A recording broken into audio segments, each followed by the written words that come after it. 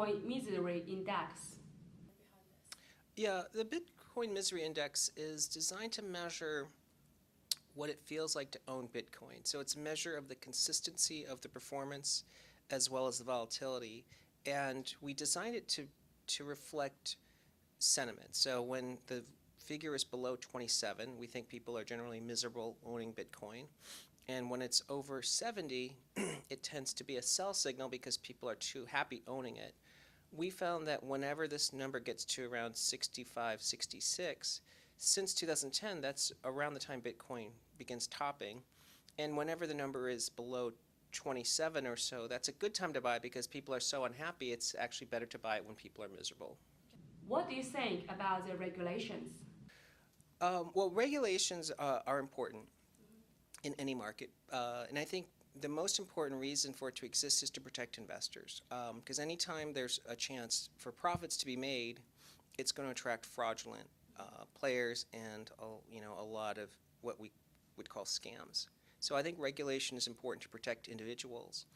But it's unclear what type of regulations are going to take place in crypto. I think that's the uncertainty in the market.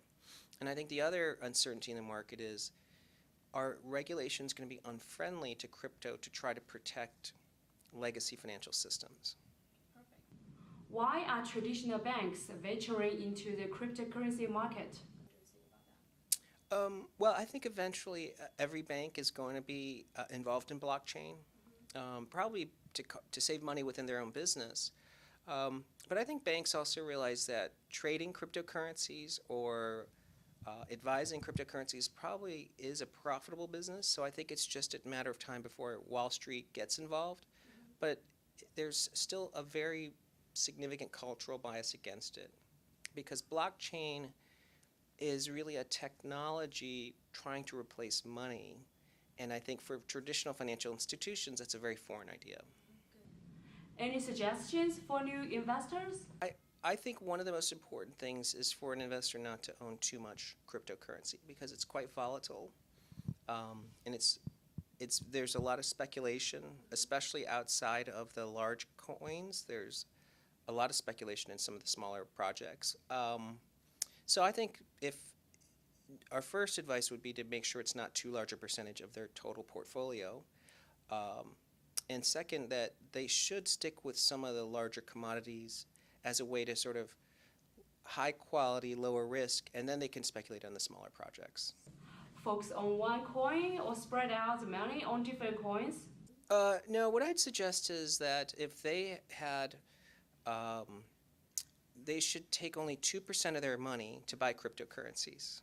Doesn't matter which. And then within that 2%, I would say that at least half should be Bitcoin, and then they can buy some other speculations outside of Bitcoin. Is Bitcoin the number one investing option? Well, I think it's just very different. I think Bitcoin really works well as a store of value, so it's a way to buy digital gold.